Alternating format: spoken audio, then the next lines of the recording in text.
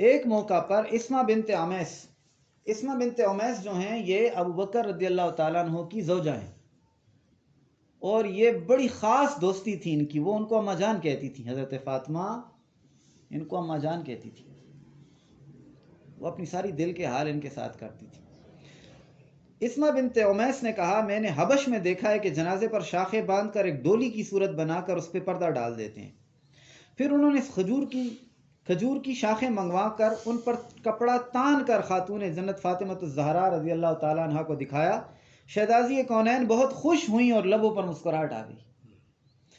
بس یہی ایک مسکراہٹ تھی جو سرکار مدینہ کے وصال کے بعد ان کے ہونٹوں پر دیکھی گئی۔ خاتون جنت نے اپنے وصال سے قبل 3 وصیتیں فرمائیں۔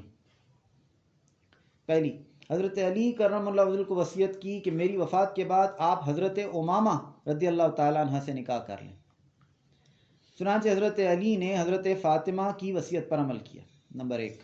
نمبر 2، جنازے پر شاخیں باندھ کر ایک ڈولی کی سی صورت بنا کر اس پر پردہ ڈال دیا جائے، وہ جس پر مسکرائی تھی۔ تیسرا، جب میں دنیا سے جاؤں تو مجھے رات میں دفن کرنا تاکہ میرے جنازے پر نامحرم کی نظر نہ پڑے۔